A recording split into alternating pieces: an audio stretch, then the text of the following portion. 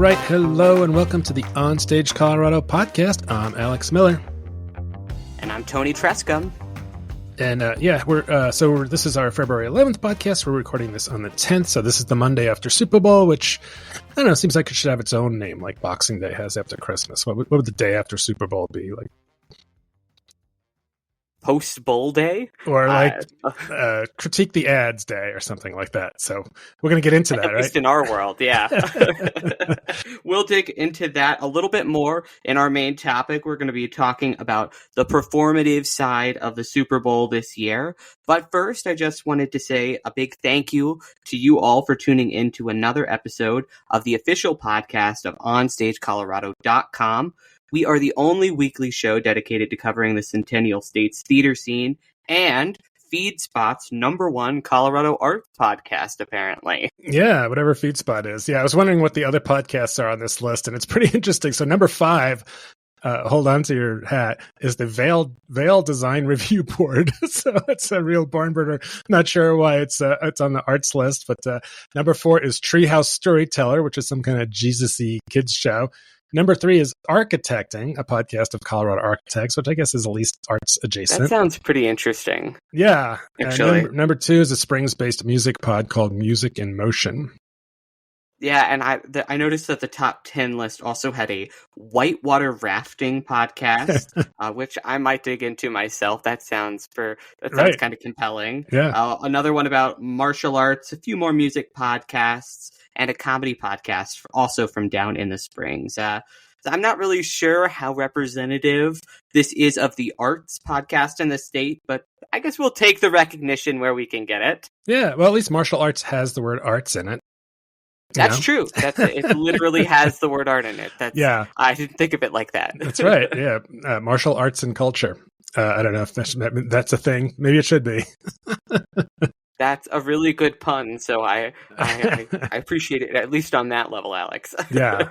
So, we should also note that when it comes to covering the arts in audio form, it's hard to beat our friend Eden Lane at Colorado Public Radio, who's always out there doing cool stories about Colorado artists, and you can catch them on the radio or on streaming, or also on the CPR.org website. Yeah, she's great. And they've also got some other good arts and culture folks with shows like The Local 303 from Indy's 102, Alicia Sweeney, which focuses on the very vibrant Colorado music scene. So that's another really good one. She's great. Yeah, she knows her stuff. I ran into her once at a film thing, and she was just very sweet and kind of just always love listening to her talk about it because she really knows her stuff. Totally. Well, this week on our podcast, as usual, we are going to be talking about some of what we have seen around the state. We're going to discuss some news that's happening in live performance around Colorado, and then we will get to Alex's interview with playwright Sandy Rustin. Can you tease that a little bit?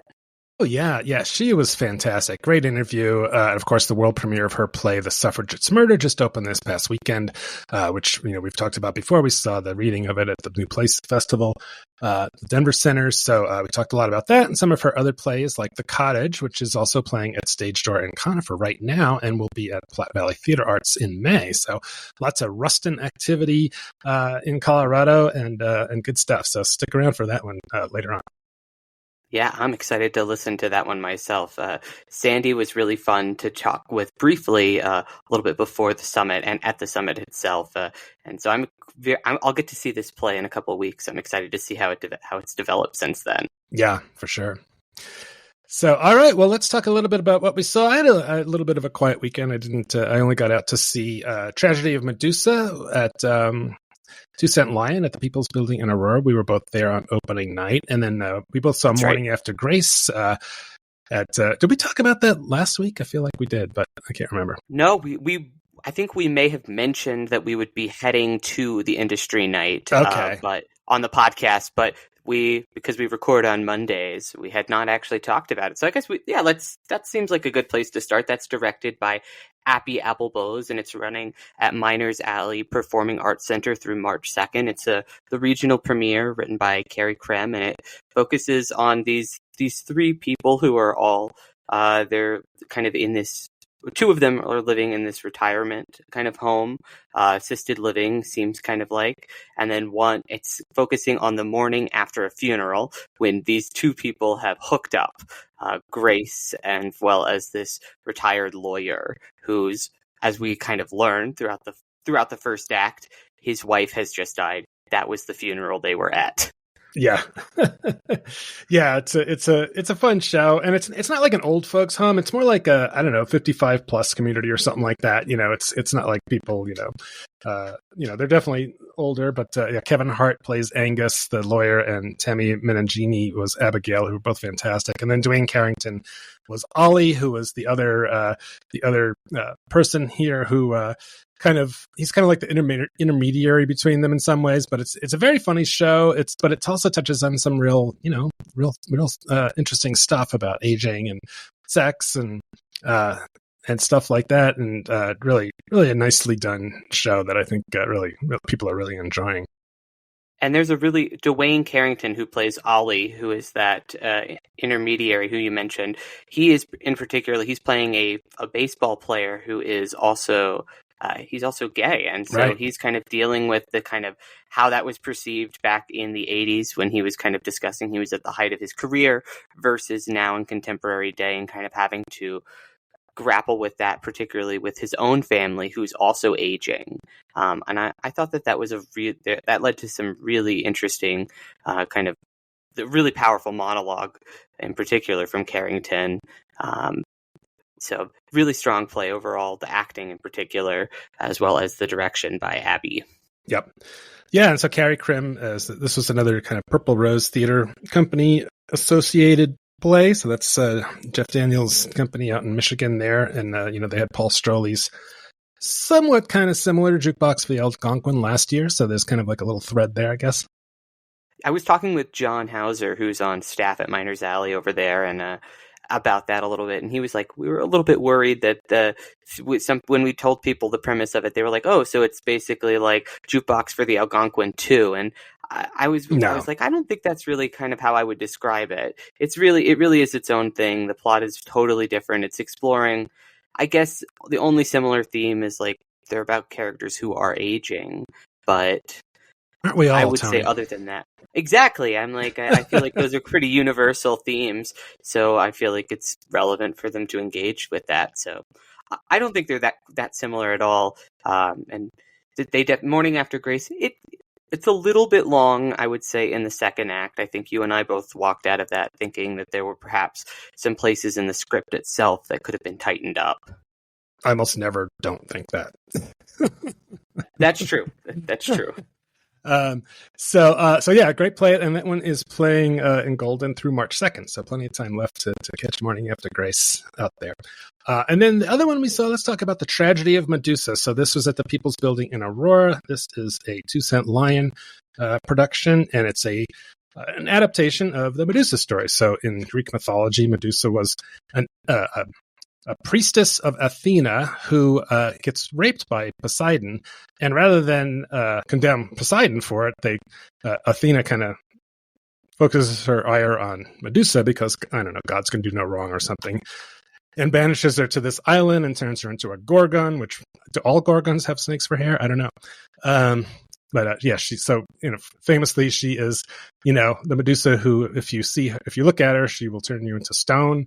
So all these guys have tried to show up on the island and kill her to, I don't know, prove their manhood or something. So this was a little bit of a queer take on it, where there's a, more of a sexual relationship between Athena and Medusa that plays out in the first part, and it's kind of like, it was almost like two pieces. It was a rather long non-intermission show, so it was almost 2 hours, 1:45. It was, yeah, it ended up being about an hour 45, right, with a long curtain speech by the writer-director Olivia Bontaine. But anyway, it has a lot of really fun stuff in the beginning. It's not like a comedy, but it had a lot of laugh lines. It has a pretty strong cast. And then I think we both felt like it kind of went off the rails a little bit towards the end. I would agree with you. I think that it had a kind of interesting open in which it's Medusa who is played by Tamara Nelson, is explaining to Perseus, played by Archer Rosencrantz, that her story is a little bit more complicated than it's getting told back on the island. She's on the island. Mm-hmm. And so she's explaining this, and then we kind of go into these scenes between her and Athena, played by Annalise Vesely, and those are all actually pretty strong, I would say. Their relationship is pretty compelling. They find really interesting ways to play with the family dynamics and kind of Medusa's evolution from just kind of simple girl who feels like she may end up having to get married to kind of being a priestess and kind of exploring her sexuality through a relationship with Athena. It's honestly quite touching.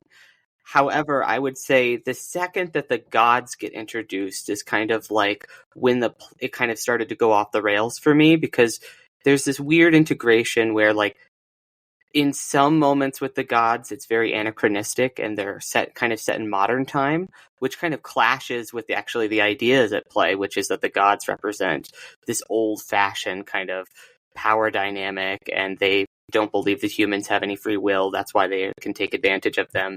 That I don't think ultimately kind of works with the rest of the play, particularly because they're kind of also the comic elements, but they're also the ones who are enacting the violence in a way that's kind of uncomfortable and doesn't sit well with the rest of the play. So I thought that kind of with those characters' introduction and kind of where the Medusa storyline ends up going, it kind of didn't end up working for me. Yeah.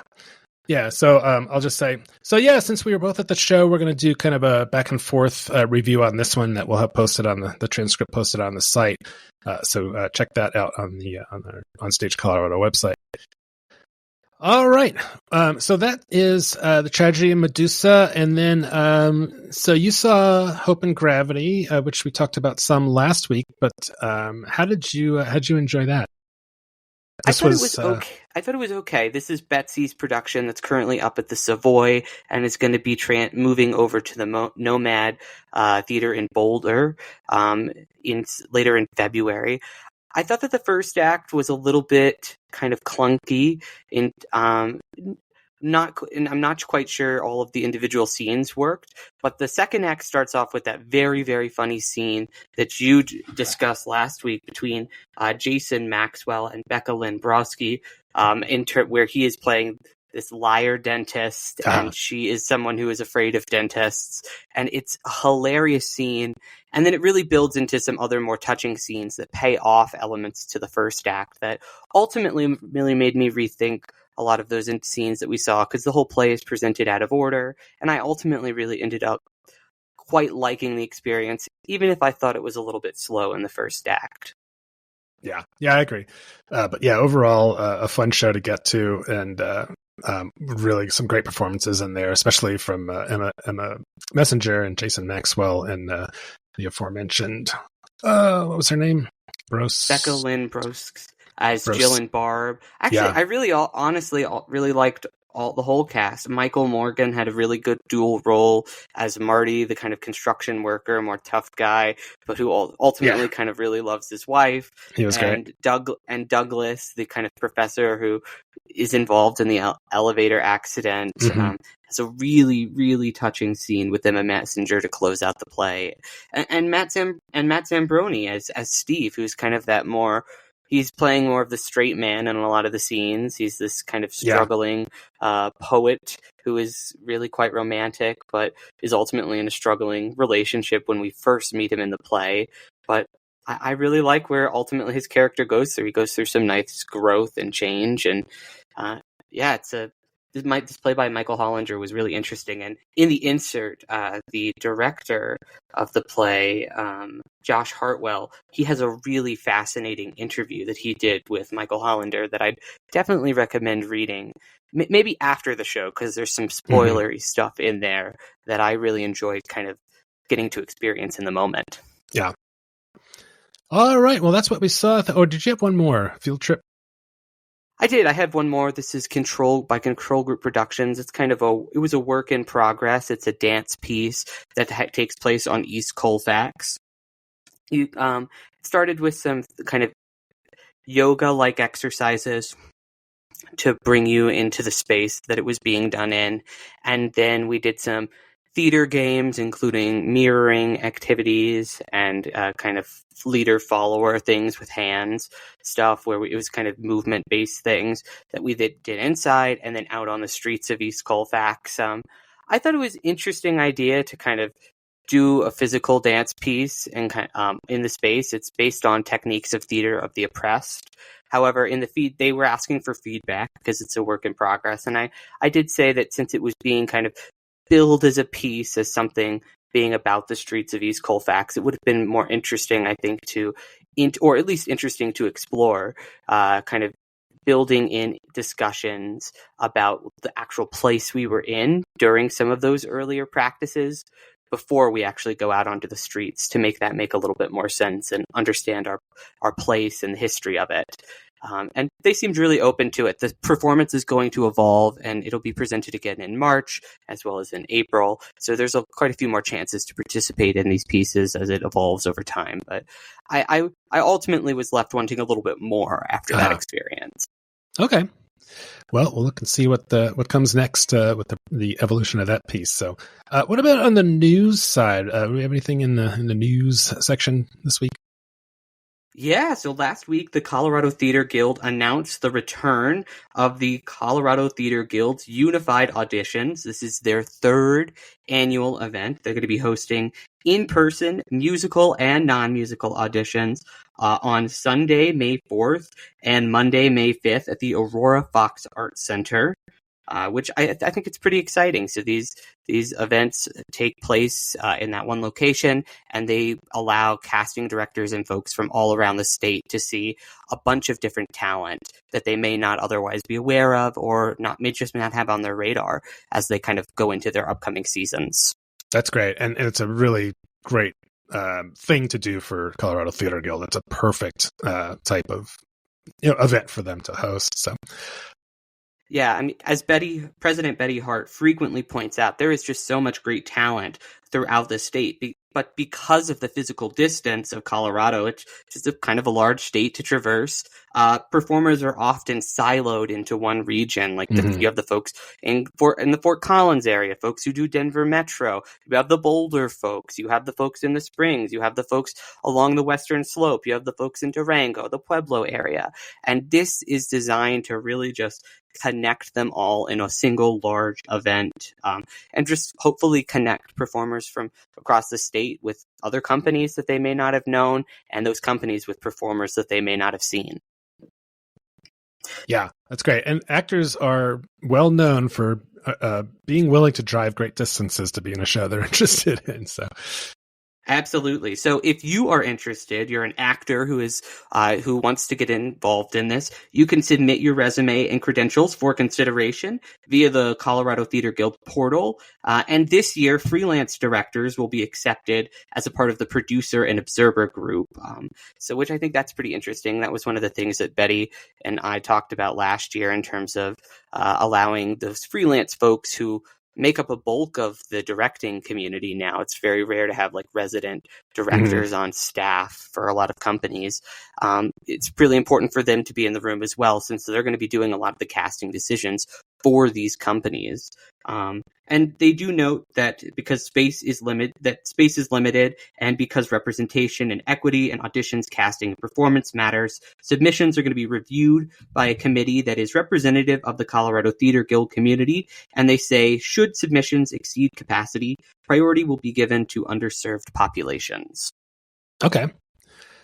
Great. Well, so that's definitely something that our actor friends will want to know about. Another thing I was just going to mention was I noticed an email from Mark Reagan at Boulder Ensemble Theater Company. I called it his Fancy Pants New York City trip.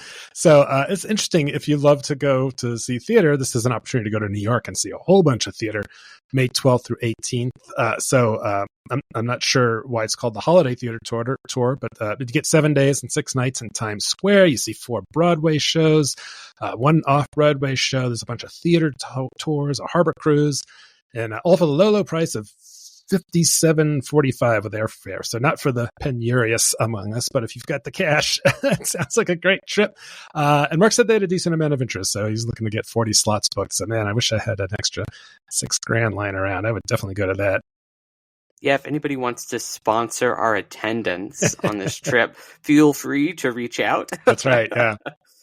Because it sounds like a lot of fun. But I know that there are some other theater tours that happen on a somewhat similar regular basis. I've heard that the Denver Center either used to do one or maybe they still do. I couldn't find any information anything on it. Yeah. But I know you can also go. You can do one on breakawaytours.com. Can you say a little bit more about that one, Alex? Yeah, I mean that's the company that's organizing this one through Betsy and Mark Reagan. So it's apparently they do these all the time. So I think you can probably hop on a tour wherever you want to. But it is fun to go with like a bunch of people from your own like theater community, I'm sure. So because I know Theater Silco, formerly like Dillon Theater Company, Silverthorne has been doing it as a fundraiser for years as well, and they go to New York or London. But I couldn't find their website led to a bad page, so I'm not sure when their next one is. But yeah, I mean, I think it would be fun to get someone, and maybe Mark will come on to talk about how traveling for theater is fun. It's like people travel to see concerts and going to other cities to see other what other companies are doing outside of Denver is just a great way to indulge your theater habit and love. So I'm sure there's some other than New York and London, there's also some other great cities to go to. Totally.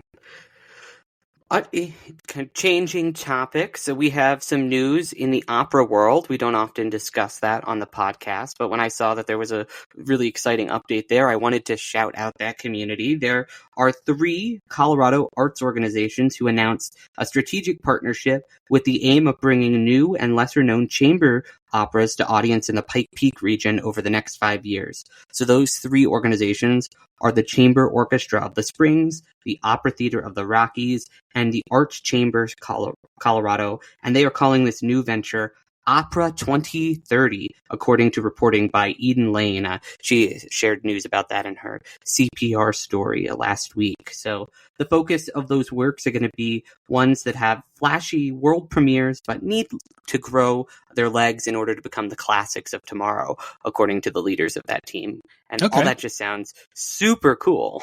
Yeah, that's pretty neat. So it's like a good attempt to make opera a little more relevant and affordable because, if you think theater is struggling, I think opera companies are really struggling around the country. I just don't think there's a huge, audience space for opera. I mean, a lot of people are just, I think, intimidated by it. Absolutely. And that includes Denver's own Opera Colorado, which recently had to reduce its season down to just 2 shows. And I think that has something to do with its recent 990 tax forms, which reported a $1.5 million loss. And they're going through a big leadership transition at the moment. So it's really good to have some good news in that opera community for once. Okay. So when will we see the first of these Opera 2030 shows?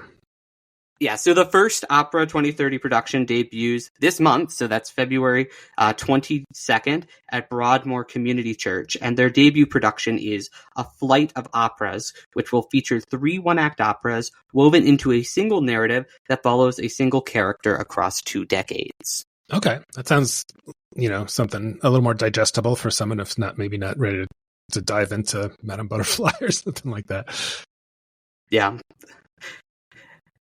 And one final thing in the news bag before we move on to our main topic, a quick congratulations to Denver's Jenna Bainbridge, who is making Wicked Broadway history when she joins the cast on March 4th as Nessa Rose. This is going to mark the first time that a wheelchair-using witch will be played by the authentic wheelchair-using actor in the Broadway production, which I think is just super cool. Yeah, I mean, that should be the way it always is. Absolutely. And that was how it was in the recent film version that directed by John Chu that came out. They cast an actor who is wheelchair using in that film production. And so it's I think it's about time that the Broadway stage adaptation is doing the same. Mm-hmm. Yeah, and I think John Moore had his column about this in the Denver Gazette, if you want to learn more. That's right. It's a great interview he does with the actress, as well as a couple of other folks who have worked with family over the years, which is where she got her start, including Reagan Linton and Steve Wilson. They give some really great quotes in that piece. Mm-hmm. All right. Well, we were kind of stuck for a topic this week, so we're going to do something that's not necessarily Colorado focused, but certainly timely. You want to introduce it, Toni? Sure. So we are going to be talking Super Bowl 59. And before you turn this off and be like, this is not, how is this theater for performance related? Don't worry, we're not going to really be diving into the main game between the Chiefs and the Eagles all that much. We're just going to be focusing on the more performative aspects that fit more into our wheelhouse. Yeah, so we can Tuesday morning quarterback a little bit of this stuff. Of course, there are the ads that everybody always talks about. There's the halftime show with Kendrick Lamar that was choreographed by Charm LaDonna. I thought she did a great job with that. And then there was a lot of weird shit, like the Brad Pitt thing, the Tom Cruise thing. So you want to talk about the ads? Absolutely. So it was reported this year that in order to get 30 seconds, it cost $8 million. So that's quite a few pretty pennies, which apparently we're not making anymore. Nice tie in there.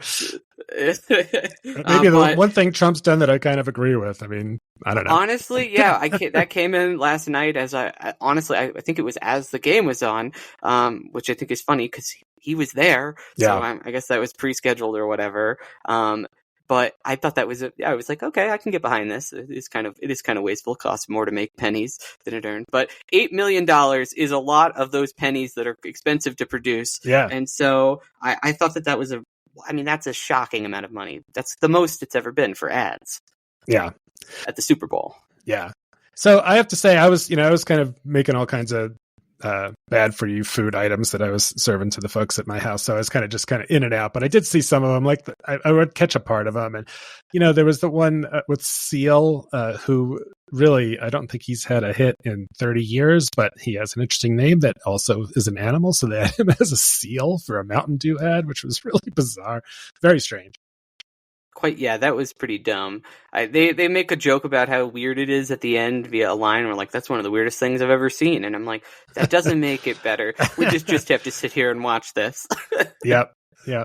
And of course we saw a lot of actors, big actors in these ads. I was just about to say, it seemed like all the budget. They're like, if we're going to spend a lot of money on it, we might as well throw some celebrities in there to hopefully get traction online. And I think it worked in some cases, didn't work in others. I quite liked the Jeremy Strong Dunkin' Donut ad with Ben Affleck in it, where Jeremy Strong is kind of making fun of his method acting, where he was going bean mode in order to get into character for somebody in a Dunkin' Donut ad. Yeah.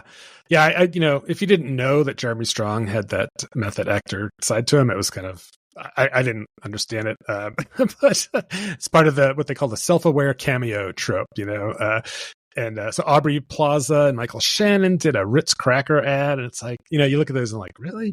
Is that going to sell more Ritz crackers? I don't know.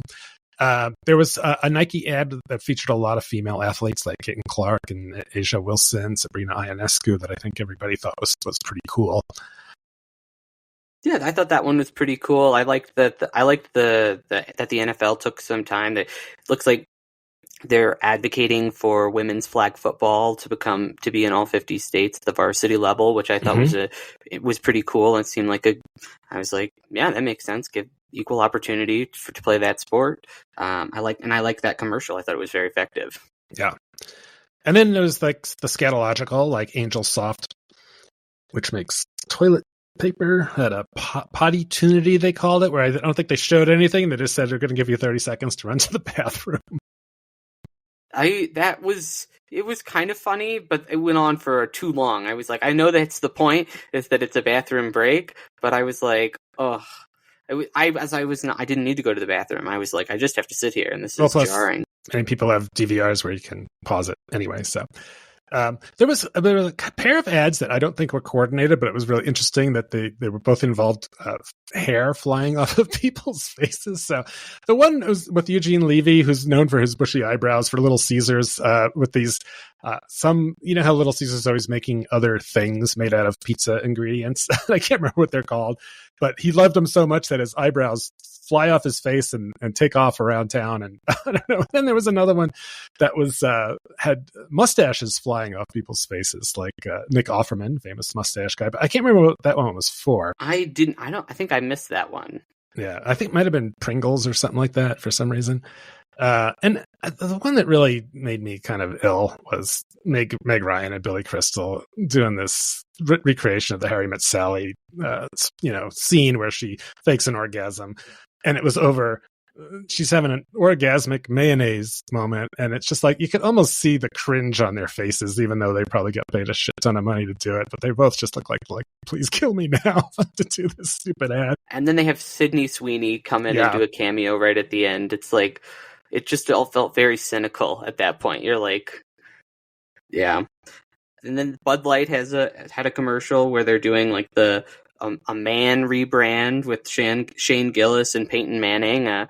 Bud Light, who kind of famously got into controversy a couple years ago for hiring a transgender activist who, in order to be in one of their kind of commercials and promote stuff for them, they seem to have fully backpedaled from that this year with their commercial. Their beer cooler with a bunch of guys. I'm surprised they didn't have truck nuts on the beer mobile or whatever it was.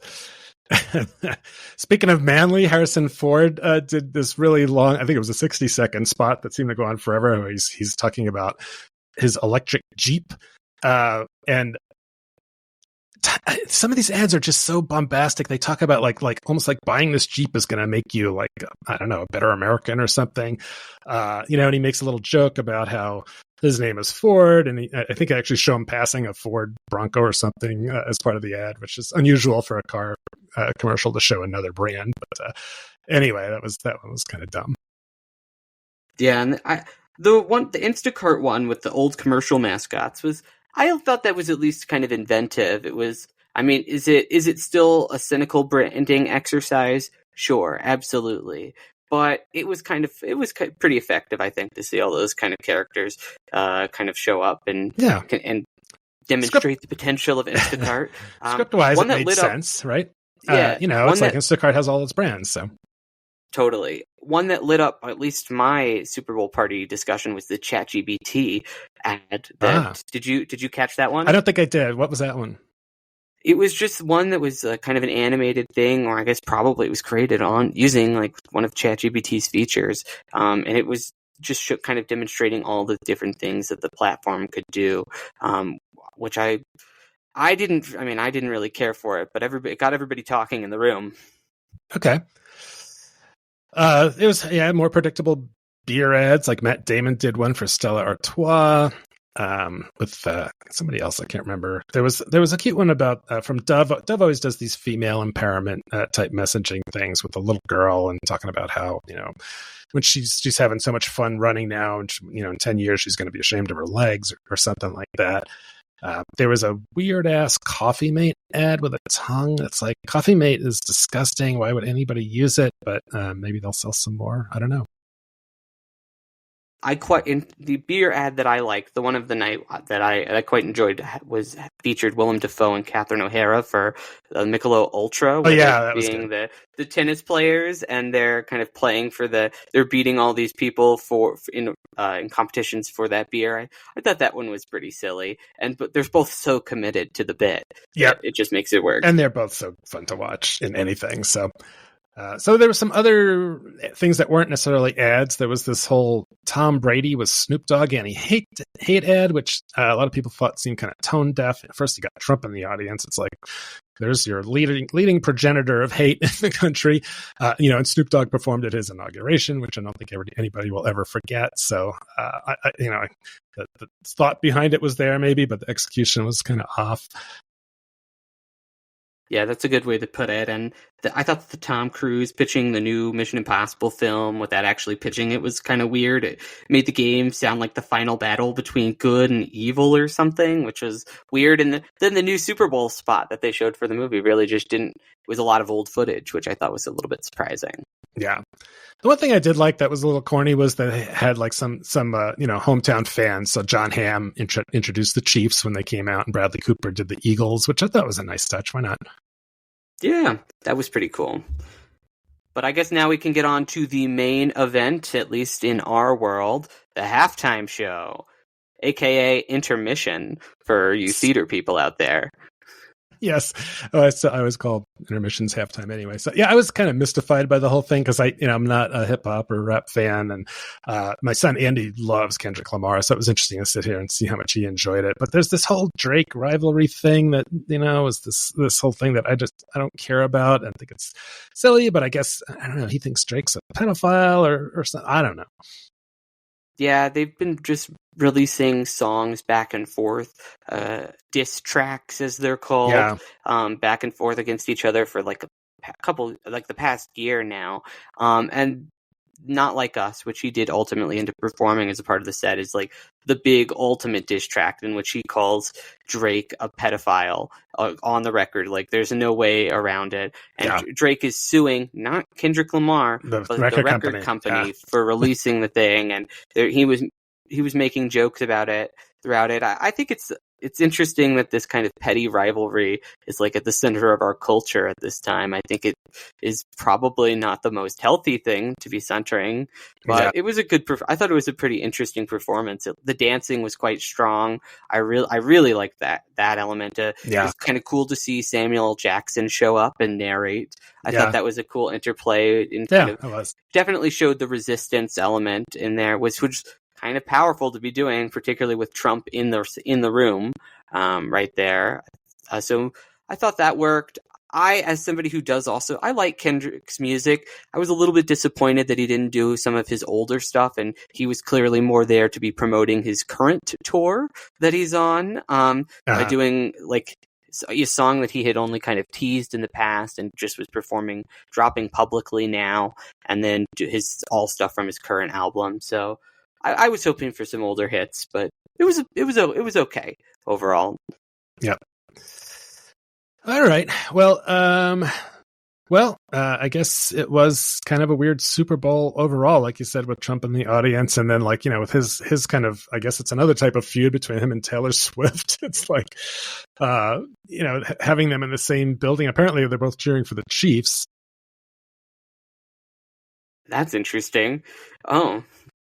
I didn't. That is weird. Well, I guess they've bonded over that. They have a mutual sadness to bond over today. Because since the Chiefs kind of embarrassed themselves last night, and I guess, do you have anything else you want to say about the game itself besides that? It was kind of really sad to watch for them, but I enjoyed it because I wanted them to lose. So me too, and not because I have any great antipathy against the Chiefs, other than if they beat the shit out of the Broncos most of the times they meet. But it's like they won the last two. It's like time for a new champ, and I was very surprising to see how much they lost by. But I mean, any team can have a shitty day on the field. That's just the way football is, and that's what happened. It's but there was some other weird stuff. There was a Palestinian protester that ran onto the field, and then Kanye West had some weird ad when he was in a dentist's office, and then he quit Twitter after an anti-Taylor Swift ran after just all this stupid stuff. And that comes after his real life rants that he's been doing currently that are super anti-Semitic and all over the place. I don't know. I hope he gets help. He's clearly he's not doing super well right now. No. If his social media feeds are any indicator of real life, which who knows? I don't know this guy personally, actually, I should say. Yep. All right. Well, that was our Super Bowl take for the year. We're going to take a quick break now to hear from our sponsors and return with our to share our top 10 Colorado headliners, and then my interview with playwright Sandy Rustin. The OnStage Colorado podcast is supported in part by the Colorado Springs Fine Arts Center, whose production of In Her Bones runs February 13th through March 2nd. This world premiere production explores the complicated legacy of crypto-Judaism in the Southwest, illuminating an unlikely tale of secrecy, faith, fear, and how we pass on culture when written records are too dangerous to keep. We're also supported by the Aurora Fox Arts Center, whose production of Gee's Bend runs through February 23rd.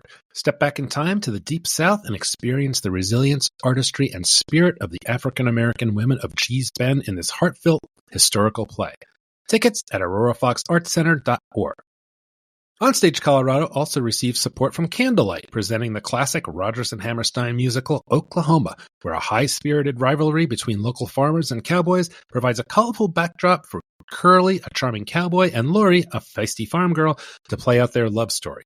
Running January 23rd through March 30th in Johnstown. Tickets at coloradocandlelight.com. Support for OnStage Colorado also comes from the Boulder Ensemble Theater Company, Betsy, whose production of Hope and Gravity plays at the Denver Savoy January 23rd through February 16th, and at Boulder's Nomad Playhouse February 21st through 23rd. This puzzle of a play touches on love, sex, and the tenderness that lies beneath the surface of our interconnected relationships. Tickets at betc.org. And we're sponsored by Miners Alley Performing Arts Center in Golden, presenting Morning After Grace through March 2nd. A heartfelt, charming comedy by Carrie Krim that explores unexpected connections and second chances. Miners Alley also has a special performance of Love Letters on February 14th and 15th. Tickets at minersalley.com. All right, we're back and ready to hit this week's Colorado headliners. So these are some of the upcoming shows the next week or so that we think you should know about in no particular order. So, Toni, what have you got to start? I'm kicking us off with the Suffragette's Murder, which just entered its previews at the Denver Center. This opened on February 7th and has previews through the 13th before its opening on Valentine's Day, where it'll run through March 9th. And this is a farcical whodunit by our guest this week on the OnStage Colorado podcast, Sandy Rustin, who is the pretty acclaimed playwright of the Clue adaptation as well as The Cottage, which we've talked about at the top of the podcast. And this play was originally seen at the 2023 Colorado New Play Summit, and it follows an eclectic group of tenants in 1985 who bustle about their Manhattan boarding house as they arrange the final details of a clever scheme that they hope to pull off in the name of building the budding women's suffragette murder. However, as they prepare to host an important secret gathering, they receive an unexpected visit from a constable. One of the tenants who's staying there has been murdered. This odd bunch then has to band together to throw the constable off their scent in a kind of a pretty funny play. I remember even just from the reading, I could already tell the potential for like particularly physical comedy in this. Yeah. I think Rustin's a very physical writer from knowing her previous work, and so I'm really looking forward to seeing it executed. I'm going to be seeing that on the 20th. Yeah, it's a quirky, fun play. And just a quick question. I think you said 1985. I think it's set in 1885. So it's kind of back in the day. You're absolutely right, Alex. I misspoke. But yeah, I would definitely get out and try and see that one at the Denver Center if you can. My first... go ahead. I was just going to say, and it's also going to be a part of the upcoming Colorado Play Summit as one of its two full productions that was originally staged there, along with The Reservoir, which you can catch through March as well. So if you are going to the New Play Summit to catch the 4 new plays there, which I'm sure we'll talk about in the upcoming weeks a little bit more in depth, you can also add these 2 shows to your list. Yeah. Oh, real quick, I should mention I've set up an interview with Denver Center Theater Company artistic director Chris Coleman to talk about the New Play Summit. So we'll have that on an upcoming episode. Brilliant. Yeah. So, all right. My next one is Baskerville. So this is a fun play by Ken Ludwig, teeing off the whole Sherlock Holmes thing. This will be at Main Street Live in Trinidad, February 14th through 24th. And I just mentioned it because I love to mention shows that are going on outside the metro area. So Trinidad is way down south. I don't know if I've ever been in Trinidad, but I would love to see a show at Main Street Live someday. Yeah, that sounds like a good one to check out. My next headliner is also outside of the Denver metro area. It is in Boulder at the Dairy Arts Center. It's Long Day's Journey into Night. It's being produced by Boulder's Upstart Crow and directed by local Hannah Richards, who she also does PR for the theater company of Lafayette. And this play deals with addiction, unfulfilled dreams, mortal flaws, and the struggle of family relationships in a way that only Eugene O'Neill can. It's set in the summer of 1912 in Connecticut and follows the Tyrone family who is struggling to cope with the realities and consequences of each member's failures. So it's a kind of a more dark, introspective play. But if you're looking for a serious, grown-up adult drama up in the Boulder area, this just might be the show for you. All right. Cool. My next one is a show called Humble Boy. So this is from a new production company called Springboard Productions, and they're performing at the Three Leeches Theater, formerly the Benchmark Theater over there in Lakewood. So this is set in the English countryside. It delves into the life of Felix Humble, an astrophysicist struggling with the complex dynamics of his family and the legacy of his late father. It sounds like it's a drama. It explores themes of love, loss, and the search for self-understanding. And this one runs, February 13th through the 22nd there in Lakewood. Nice. If you're looking for something kind of fun and romantic for Valentine's Day, Vintage Theater is opening its production of Guys and Dolls, this beloved Broadway classic about smooth-talking gangsters and straight-laced missionaries who collide in New York City.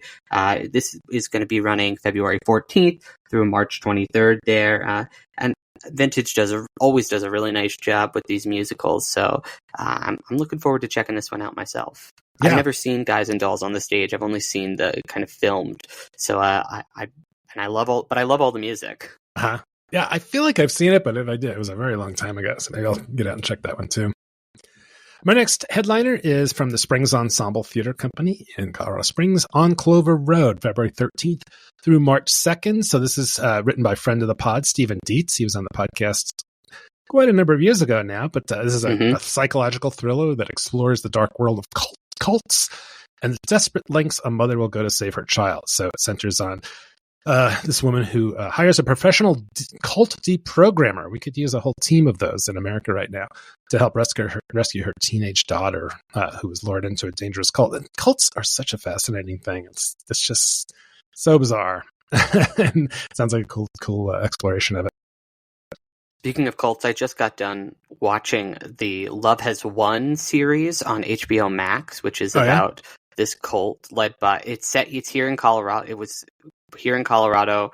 It was the cult of Mother God, and it is really an insane show. She believes that the ghost of Robin Williams is communicating with her until she ended up dying, and then her followers transferred her mummified body across state lines. It's a truly bonkers story.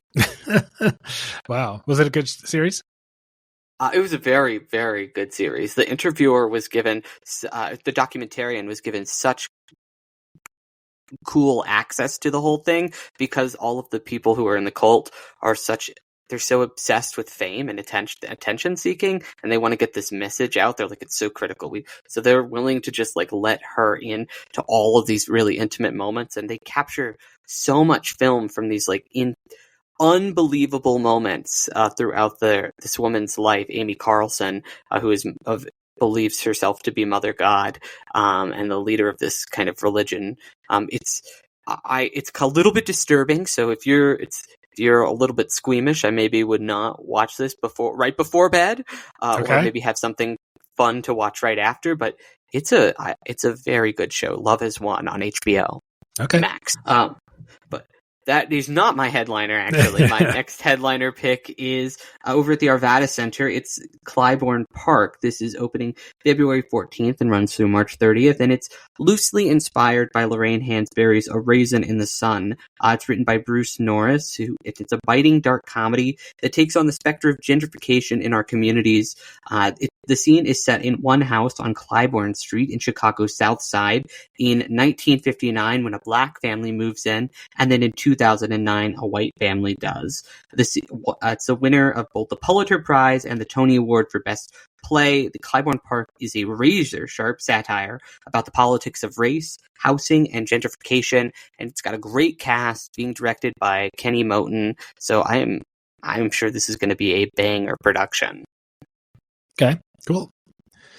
My next one takes us all the way out to Carbondale at Thunder River Theater Company. They're doing Tiny Beautiful Things, February 14th through March 2nd. So it's a pretty familiar title that has been performed a few times in Colorado, but I think it's the first time Thunder River's doing. I think some of our friends from the Denver area are in it, but I can't remember exactly who. I didn't do my homework. I'll look it up. But that's always a fun show to see, the whole Cheryl Strayed story about this sort of advice columnist. It's a really, really moving play, kind of perfect balance between really sweet, sentimental, and really biting and sad, kind of like sad stories that really just jerk at your heart.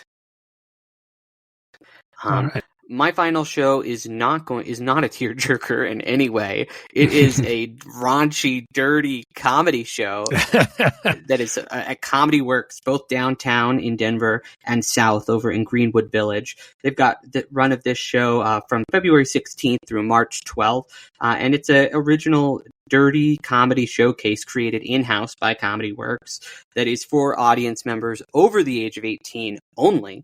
No kiddos allowed, because it is very lewd, mildly off color, very vulgar, kind of risque, mischievous, quite blue, and very steamy. So they're going to be just a bunch of local comics who are coming there to perform their bawdiest and most raucous material for your pleasure. So if you don't like edgy comedy, this probably will not be for you. But if you're into something a little bit blue, this might be the show for you. I didn't intend for it to rhyme, but I realized halfway it was going to, and so I just decided to commit. All right. Yeah, I'm always down for some bawdy humor, so it sounds like a lot of fun.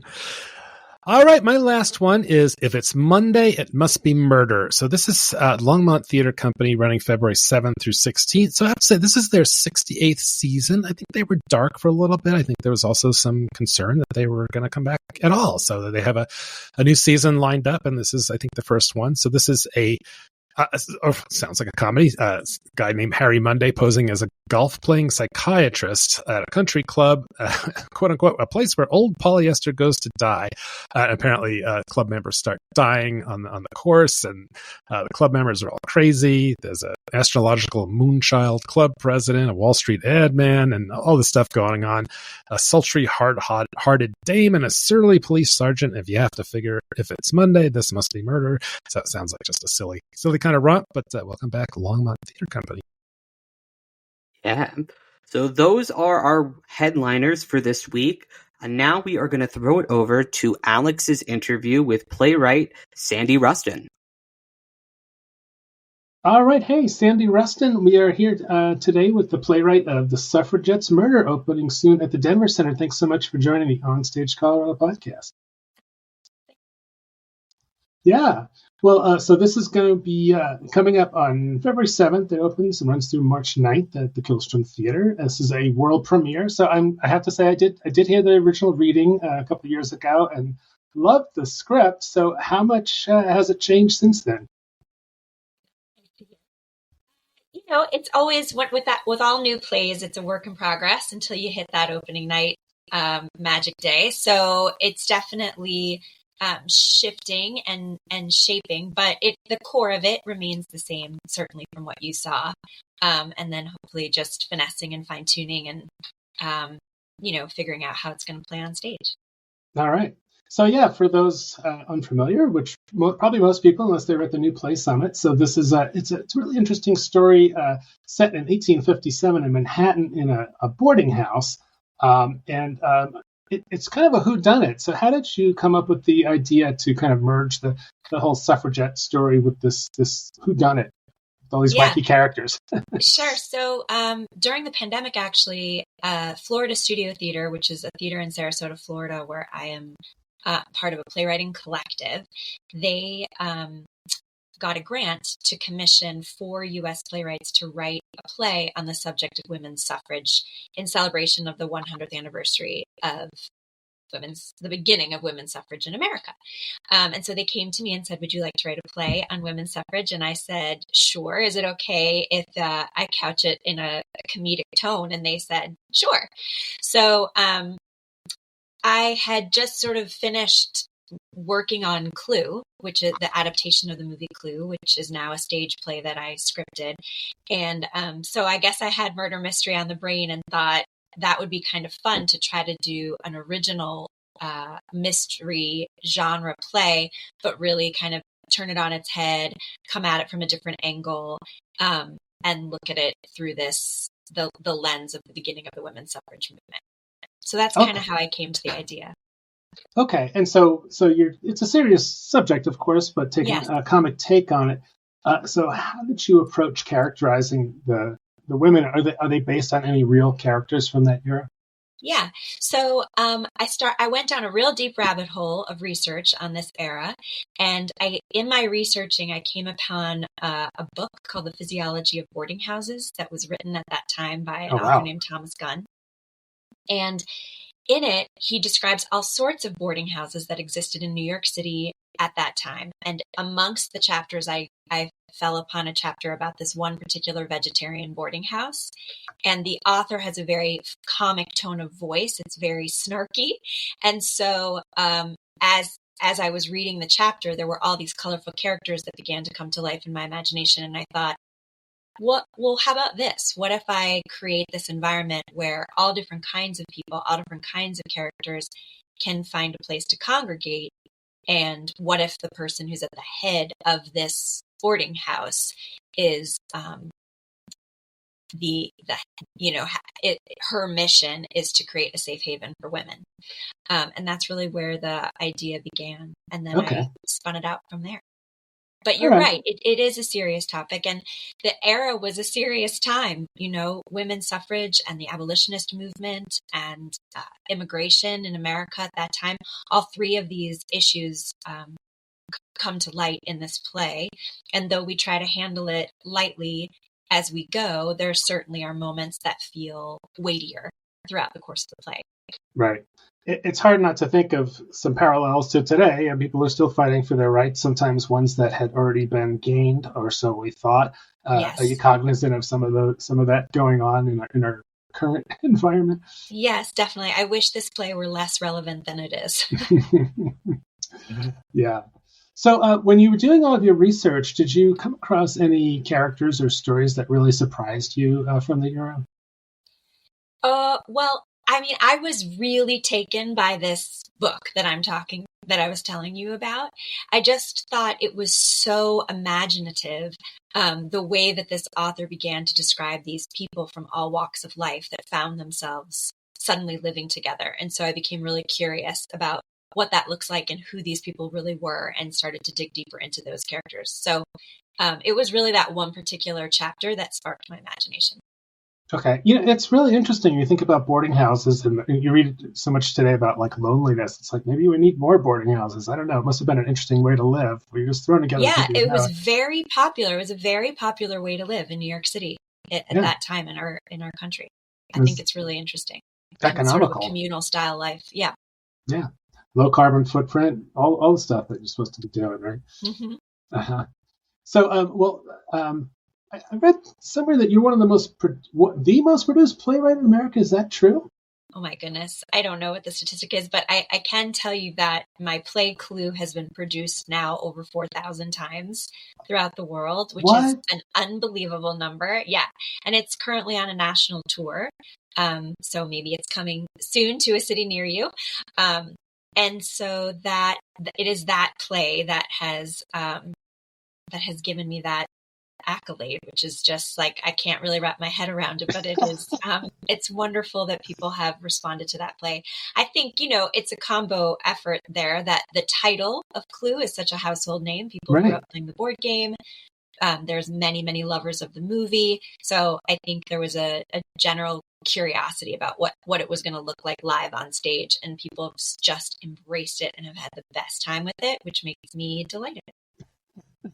That's great. Maybe you should start rummaging around other old board games. Maybe it's time there's a Parcheesi play or something like that. Good idea.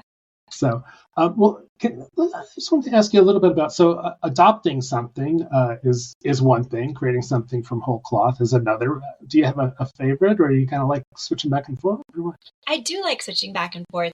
When you adapt something from existing intellectual property, you inherit a lot of information. You get characters, you often get tone and style, a genre. Sometimes in the case of Clue, really famous dialogue. Like there were lines from the film that absolutely had to make it into the stage play, or I was afraid people would revolt and leave the theater, Uh-huh. So you really inherit a lot of information, and that gives you a very solid foundation from which to build upon. And that's really exciting to have those kinds of boundaries.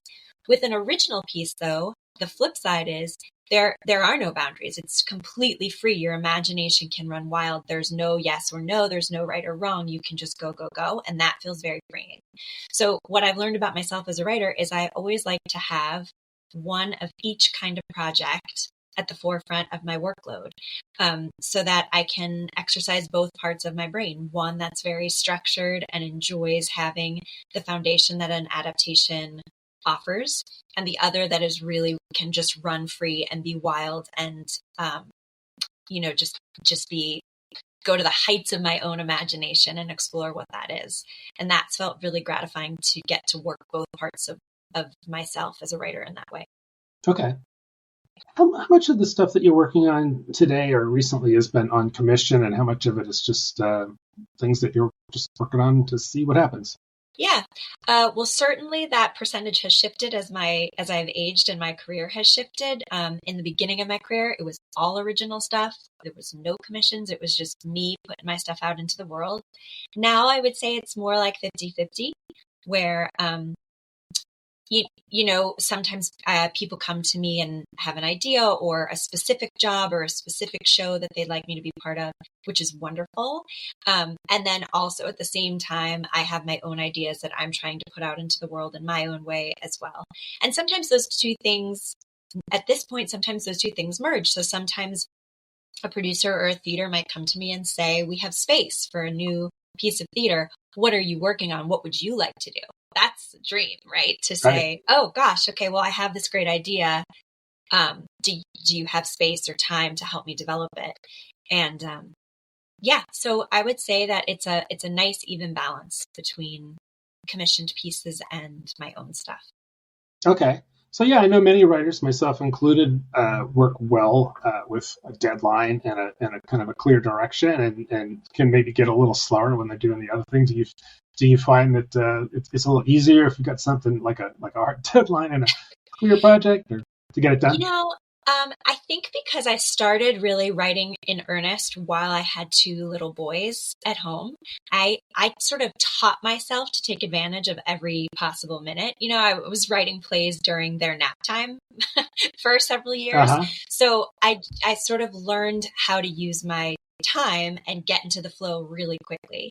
And as a result, I think whenever I'm working on anything, whether it be a piece with a deadline or my own idea, if it is brewing in me, it sort of feels to me like it has to get out of my brain. And so there's this internal pressure to get the work onto the page. So I tend to get those first drafts out pretty quickly, no matter the circumstance. And then I take my time in, finessing and fine tuning. Okay.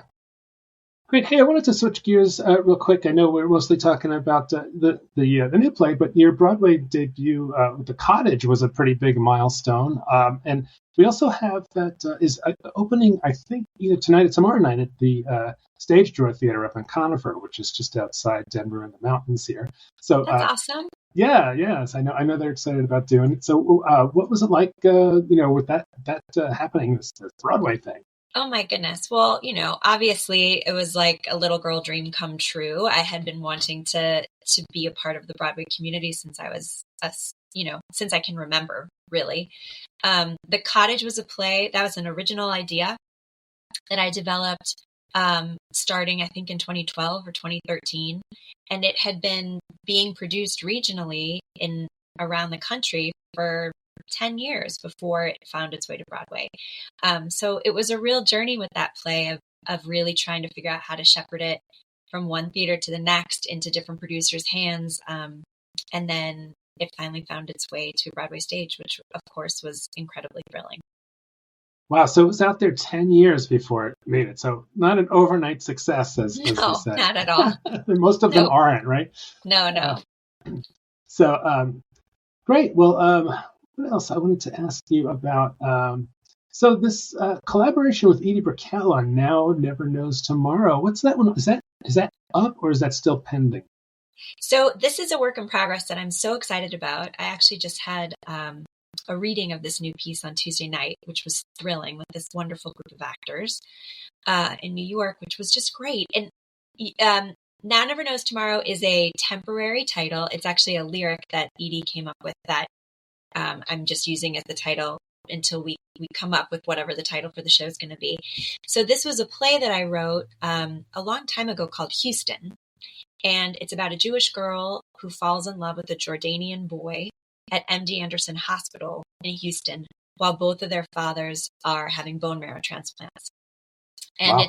it's sort of a unusually set rom-com, but it's loosely based on a true story. And I wrote it as a play initially, but always felt like it needed music. I think it's actually a play with music, not quite a musical, but somewhere in between a play and a musical. And my world sort of collided with Edie's, and we became friends and collaborators. And she asked if I had anything that was in need of music, and I shared this play with her, and she responded to it and said she would love to help me create the music soundscape for it. So that's what we've been working on. We had time together last summer with her amazing band, the Heavy Makeup Band. They're awesome. People should check them out.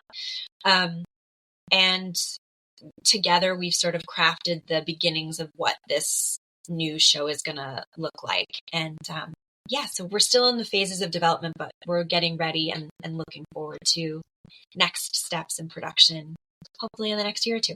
All right. That's exciting. Yeah. So have you done anything with music before? Yes. So, well, I am a performer also. So I grew up as a musical theater kid, singing and dancing and doing all that stuff. My first job when I graduated from Northwestern, I played Sandy in the national tour of the musical Grease. Oh, wow. Yes. So musical theater is my love language, my first language. I love it. And I love writing musicals. In fact, tonight is the third preview performance of my musical adaptation of the movie Mystic Pizza that's opening at the Paper Mill Playhouse in New Jersey this week. So yes, I have a bunch of different musicals going. I like to be working on musicals and plays in equal amount. So yeah. Wow, that's fantastic. Well, I want to ask, a lot of times when someone gets to your level, all of a sudden your world kind of blows up and like everybody wants you to come to their thing and to come to their playwright, whatever workshop or whatever. Are you finding that those kinds of opportunities are just fast and furious? Yeah, I mean, truly, I do look at all of those things as opportunities. I've been at this in New York for 25 years, I guess. So to be in a place professionally where people are interested in developing and producing my work is thrilling. So mostly, I just see it through the lens of absolute gratitude, and certainly there's a schedule to manage here, and I can't do everything that I'd like to do, but I'm grateful to be in that position. So it feels less overwhelming and more like, holy cow, people want to do my work. Oh my gosh. So that feels wonderful. That's great. And then the last thing I kind of wanted to ask you about was the writer's life. What is so everybody's got their thing. It's like I write in the morning, I write at night, I write every day for X number of hours. What's your technique that you have to keep things moving? I wish I could tell you that I'm some like wildly disciplined person that has, some sort of secret sauce that I embark upon every day, but that would be not true.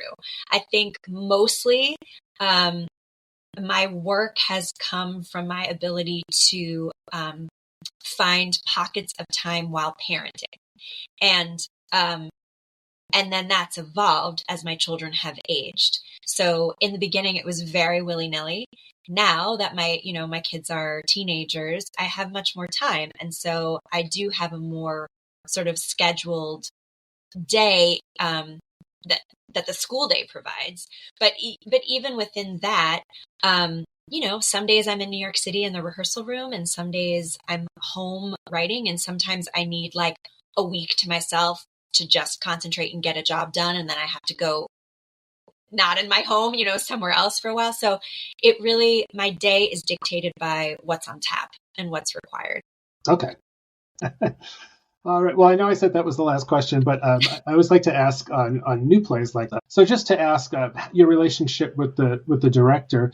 Some playwrights are kind of hands off, just do it. And some are very involved. Where do you land on that continuum? The play is being directed by a wonderful director named Margot Bordelon. Margot's terrific. Yeah. Well, for a world premiere, for sure, I love to be as involved as the production will allow. And the Denver Center and Margot have been wildly embracing and inviting and encouraging of my involvement. So I've been very much a part of it, part of the casting, part of all the conversations about design and thinking about how the show is going to look and move and feel. And Margot has fostered an incredibly collaborative, warm rehearsal space where I feel very welcome and where we're sort of just in tandem building this play together. And that feels really wonderful and exciting. All right, great. Well, Sandy Rustin, thanks so much for taking the time to be on our podcast. So the Suffragette's Murder opens February 7th and runs through March 9th at the Killstrom Theater at the Denver Center. Really funny play. I'm sure the live stage, the full stage version will be even more funny and fun than when I saw the reading. So best of luck, break legs all around. And thanks again for coming on. Thanks, Alex. It's so nice of you to have me. Honestly, I'm just so impressed that we were able to get Sandy on the podcast. That's a great conversation about her upcoming play, The Suffragette's Murder, that you had. That's awesome. Yeah, I love talking to playwrights. That's where it all starts, right? With somebody staring at a blank screen, and then the thing at the other end is an entirely different animal, which is what's so cool about theaters, which is why I love talking about that genesis of the ideas and things like that. So what else is new on the OnStage Colorado site, Alex, that folks can check out? What new reviews and news do we got on there? Good question. So we have a interview. So we have a review of the Heart Cellars, which is at the Ent Center in Colorado Springs that April got down to see. My review of Hope and Gravity. We've got Alice Caitlin reviewed Casanova, which is at the Colorado Ballet, which she just couldn't say enough good things about. And in the company in general, she just says, they've just been improving every time she sees another one. Review about G's Bend at Aurora Fox. And then coming up on the site, we'll have a review of In Her Bones, Suffragette's Murder, Clybourne Park, On Clover Road, and a couple of other things. So lots of stuff coming up on the site. Yeah, so if you want to stay up to date on what's going on in theaters and comedy venues across the state, subscribe to the OnStage Colorado newsletter, which comes out every Thursday. And you can read all of these reviews, news, and listen to old episodes of the podcast at onstagecolorado.com. If you like what we're doing here on the podcast, please consider leaving us a review wherever you are listening now, and tell other theater lovers in your life about what we're doing here. Yeah, so next week on the podcast, I'll have that interview with Chris Coleman. Haven't had him on the podcast in several years, but of course he's a huge player in Colorado theater as the artistic director at the Denver Center Theater Company's theater. So that'll be real interesting to talk about the Colorado New Play Summit, which is coming up right at the very beginning of March. So we always get really excited about that one. That's kind of like our Super Bowl for theater in Colorado. I agree, and I'm really excited to be doing again interviews with all 4 of the participating playwrights ahead of their participation in the New Play Summit this year. I really enjoy getting to speak with them before the process because it gives me insight into what they're thinking about going into, what they hope to learn, and because the Denver Center often chooses plays that are from those New Play Summits to fully produce. You get to kind of contrast what they said before the Play Summit with what happens before their play opens eventually at the Denver Center. So I'm really excited to pick their brains. Cool. And where can people see those interviews? That playwright preview is going to be in Denver Westward, so folks can check it out on the site there in just a couple of weeks. Awesome. All right, well, that's it for our episode this week. Thanks so much for listening. I'm Alex Miller. And I'm Toni Tresca, and we'll see you at the show.